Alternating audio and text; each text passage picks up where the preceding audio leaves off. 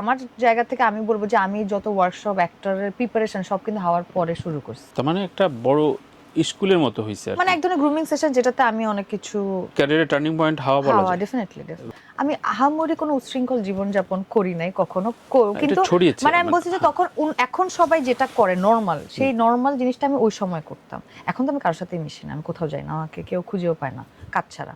অ্যাক্সিডেন্টটা যখন হলো ওই সময় তো একটা টাইম পর্যন্ত ব্ল্যাঙ্ক, মানে মাথা তো সেন্স থাকে না। যখন সেন্স আসছে তখন আমি তাকাইতে পারতেছি না, কারণ আমার এই হাড্ডি টাড্ডি ভেঙে গেছে, শরীরে কোনো স্ট্রেংথ নাই, খালি শুনতেছি কে আওয়াজ, মানুষজন বের করার জন্য কথাবার্তা বলতেছে বা ইয়া করতেছে। ওই সময় আমার খালি মনে আছে কেউ একজন আমাদেরকে, কোন একটা বন্ধু, রিন্তু সেটা, ও ওই দিক দিয়ে ক্রস করছিল, তখন একটা অ্যাক্সিডেন্ট দেখে ও থামে, দেখে যে ওর ফ্রেন্ডরা, ও তখন আমাদেরকে রাস্তার এই পার থেকে, আমার তো শক্তি না আমি রাস্তার ওই পারে হেঁটে যাব, কোন একটা সিএনজিতে করে এপার থেকে ওই পারে নিয়ে যাচ্ছে আমাকে আর আজকে। আমি নাকি সিএনজিতে উঠে বলতেছি যে আমি আর অ্যাক্টিং করতে পারবো না, আমার জীবন শেষ। যে ধরেন সন্ধ্যার সময়, হ্যাঁ সন্ধ্যার সময় আজকে মিটিং, আসো। মিটিং কোনো মিটিং হয় না, খালি গল্পবাজি আড্ডাবাজি করে শেষ। দেখি কি এটা না একটা অসুস্থ প্র্যাকটিস আমাদের নিকেতনে হচ্ছে, এবং কাজের নামে কোনো কাজ না। তারপরে আমি ডিসাইড করলাম যে নো, যদি কাজ হয়েই থাকে তাহলে তুমি আমার সাথে যদি আড্ডা মারতে চাও এমনি আমাকে ইনভাইট করো, যে তোমার সাথে আজকে শুধু আড্ডা মারবো, আমি তোমার সাথে এমনি সারা রাত বসে গল্প করবো। কিন্তু তুমি যদি কাজ করতে চাও সেই কাজটা 6টা 7টার আগে হবে।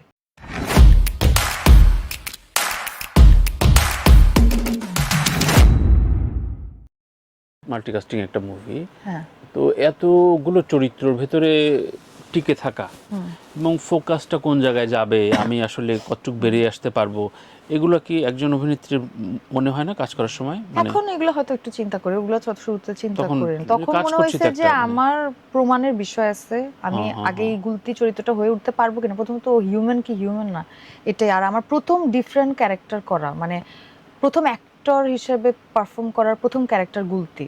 আচ্ছা আচ্ছা ওটা রিলিজ হয়েছে পরে, বাট আমি 19 সালে শুট করছি, সো ওইটার জন্য আমার 1 বছর, এখন এত সময় লাগে না একটা ক্যারেক্টার জন্য প্রিপেয়ার হইতে, কিন্তু ওই সময় তো আমি 1 বছর ধরে আচ্ছা ওই আচ্ছা। ক্যারেক্টারের মধ্যে বসবাস তার করছি। মানে হাওয়ার পরেই ফেম কি জিনিস সেটা তুষি মোটামুটি আঁচ হাওয়ার করতে পরে পারলো। আমার হাওয়ার যে গ্রুমিং, আমাদেরকে যে ফ্রেশ যারা ছিলাম আমরা ওইখানে, ওরা হ্যাঁ তো এখন সব দেখি যে সবাই এখন অ্যাক্টর হয়ে গেছে এবং ভালো করতেছে। আমি যদি রিজভির কথা বলি, আম, সোহেলের কথা বলি, রাজের কথা বলি, সমস্ত আমরা তো একসাথে তখন একটা হ্যাঁ বাঞ্চ হ্যাঁ হ্যাঁ। অফ ফ্রেন্ডস আমরা হাওয়াতে ইনক্লুড হলাম, এবং তখন আমাদের প্রথম মানে গ্রুমিং করা এবং বের হয়ে তারপর আমার জায়গা থেকে আমি বলবো যে আমি যত ওয়ার্কশপ অ্যাক্টরের প্রিপারেশন সব কিন্তু হাওয়ার পরে শুরু করছি। তার মানে একটা বড় স্কুলের মতো হয়েছে আর মানে কি। এক ধরনের গ্রুমিং সেশন যেটাতে আমি অনেক কিছু ক্যারিয়ারের টার্নিং পয়েন্ট হওয়া বলা যায়। ডেফিনেটলি এবং ডেফিনেটলি। এরপরে যেটা হয়েছে, যেটা হয় সাধারণত ফেম ক্যারি করার পরে আরিয়ানের একটা কাজ করা হলো। আচ্ছা আরিয়ানের এগুলো কিন্তু আগে করছি, রিলিজ হয়েছে পরে আচ্ছা এগুলা। রিলিজ হয়েছে পরে, হ্যাঁ কিন্তু ক্যাম্পেইনের একটা বড় অ্যাক্সিডেন্টের মধ্যে পড়লি। এবং ওই সময় একটা প্রচার হলো যে নাজিফা তুষি খুব উচ্ছৃঙ্খল টাইপের মেয়ে, মানে পার্টি সাটি করে এবং এই ধরনের বোঝে না সোঝে না, কারণ তো সম্পর্কে আসলে মিডিয়ার খুব একটা জানাশোনাও ছিল না, ফোকাস গেছিল চঞ্চলের প্রতি বা ওই গায়কটার প্রতি। তুষি তখন বেরোয় আসতেছে আস্তে আস্তে কে কে মেয়েটাকে।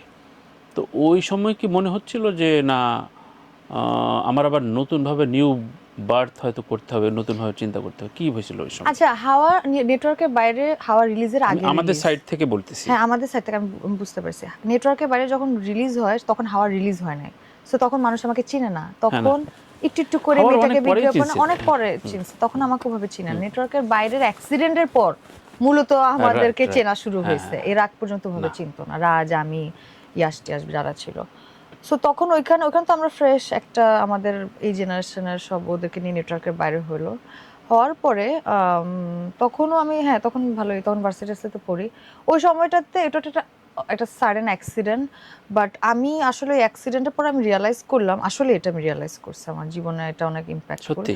এর আগ পর্যন্ত আমার কাছে নর্মাল, হ্যাঁ মেশা আড্ডা দেওয়া খুবই ক্যাজুয়াল, আমি আহামরি কোনো উচ্ছৃঙ্খল জীবনযাপন করি নাই কখনো এটা কিন্তু ছড়িয়েছে মানে আমি বলছি যে তখন এখন সবাই যেটা করে নর্মাল সেই নর্মাল জিনিসটা আমি ওই সময় করতাম। এখন তো আমি কারোর সাথেই মিশি না, আমি কোথাও যাই না, আমাকে কেউ খুঁজেও পায় না কাজ ছাড়া। সো ওইটা তখন আমি রিয়ালাইজ করলাম, আমার কাছে লাইফের সংজ্ঞাটা না খুব পরিষ্কার হয়ে গেল, কারণ আচ্ছা আমি এত বাজে টাইম কাটাইছি, 3 মাস বেড রেস্টে, আমি উঠতে পারতাম না।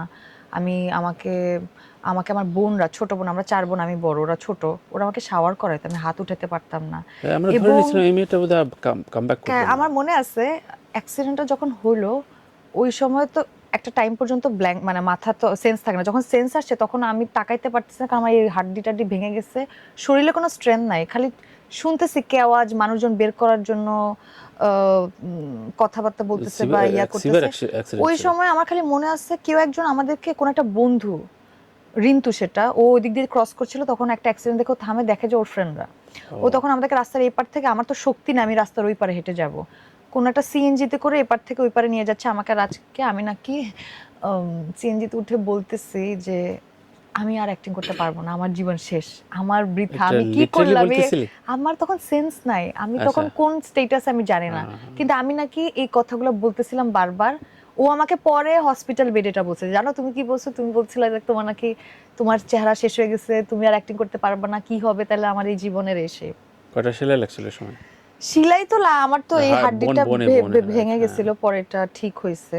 সো ওই সময় ওইটা একটা বড় মানে ধাক্কা দিয়েছে, বড় অ্যাক্সিডেন্ট থেকে বড় কথা, অ্যাক্সিডেন্ট টাইমটা যে আমি রিকভার করছি, ওই সময়টাতে আমি জীবনটাকে অন্যভাবে আবিষ্কার করলাম, এবং আমার সেকেন্ড লাইফ আমার কাছে মনে হয়। মানে তোর অনেক সিনিয়র কলিগরা আমার সাথে কথা তখন আহারে আহারে বলছিল এই মেয়েটা কি সম্ভাবনা ছিল, শেষ হয়ে গেল, হ্যাঁ ও তো আর অ্যাক্টিং ফিরতে হবে না, পারলেও উঠে দাঁড়ালেও আর এইসব বলছিল। তুই যেগুলো ভাবছিলাম, আমি ভাবতেছিলাম যে ইনসিকিউরিটি হচ্ছিল, ওগুলাই আমি ভাবছিলাম, এবং আমি ওই সময় এত বাজে সময় কাটাইছি, ওইটাই আমাকে জীবনে অনেক কিছু আসলে শিখাইছে, যে লাইফে আসলে প্রকৃত মানুষকে একটু কাম ডাউন হওয়া, মানুষ চেনা, আমি মানুষ চিনছি, এই যে চাকচিক্য আশেপাশে এগুলো সবই যে অর্থহীন, আসলে ফ্যামিলি ছাড়া, নিজের কর্ম ছাড়া কিচ্ছু থাকে না, এই সমস্ত কিছু আমি রিয়েলাইজ করছি, প্রতিটা কাছের মানুষকে আমি পাল্টায় যেতে দেখলাম তো, এবং ওইটা আমার জীবনে একটা দারুণ শিক্ষা। আমারও দূর থেকে সেটাই মনে হয়েছে, কারণ তোর সাথে তখন পরিচয় নেই, আমার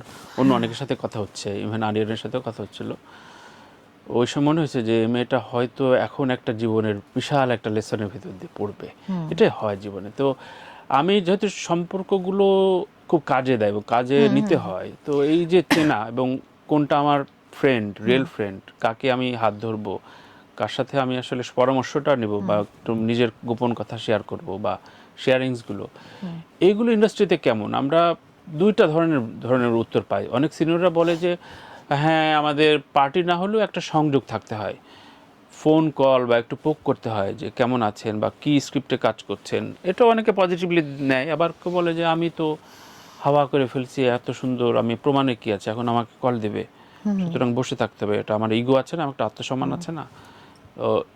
তুষি কোনটা?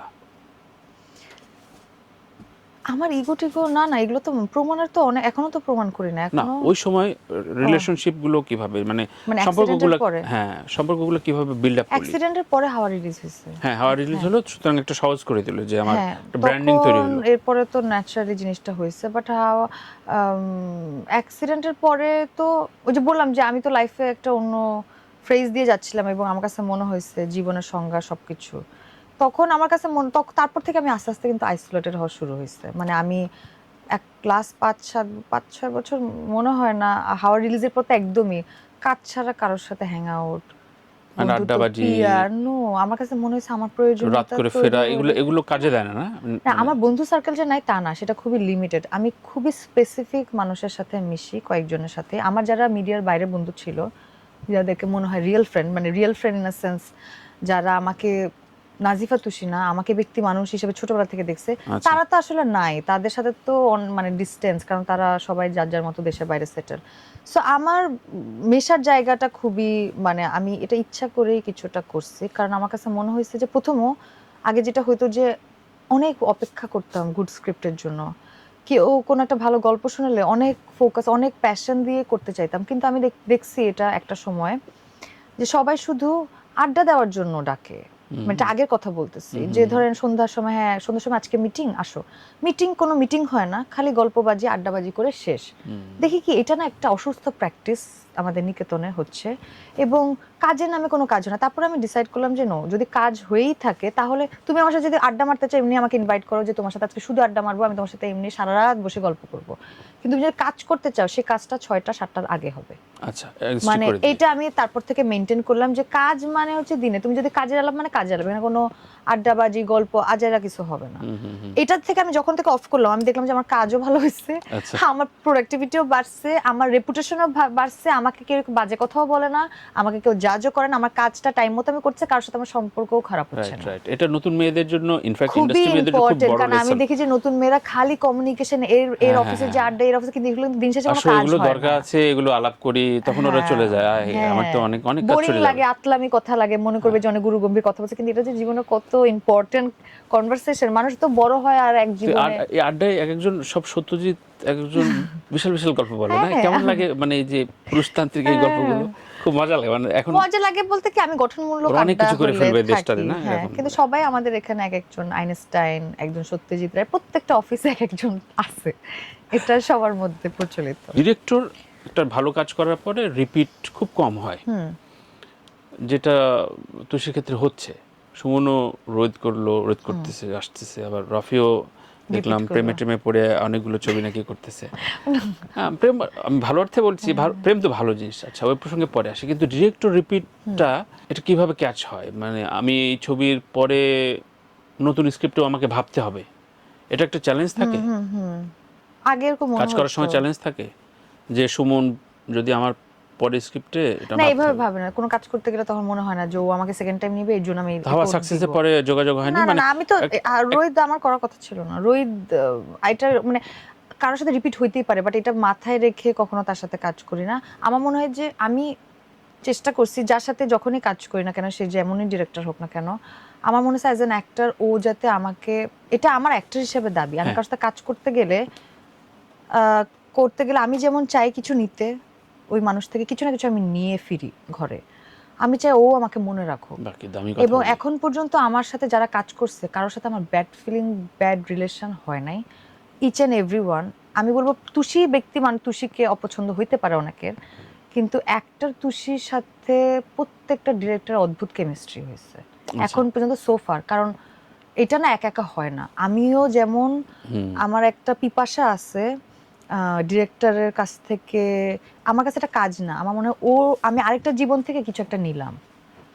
মানে এক একটা মেজবাহুর রহমান সুমন, রায়হান রাফি, আব্দুল মোহাম্মদ সাদ, XYZ, এরা কিন্তু এক একটা আমার কাছে হচ্ছে মনে এক একটা লাইফ, ও 40 বছর 30 বছর 50 বছর জীবনের এক্সপিরিয়েন্স থেকে আমি কিছু একটা নিয়ে নিলাম।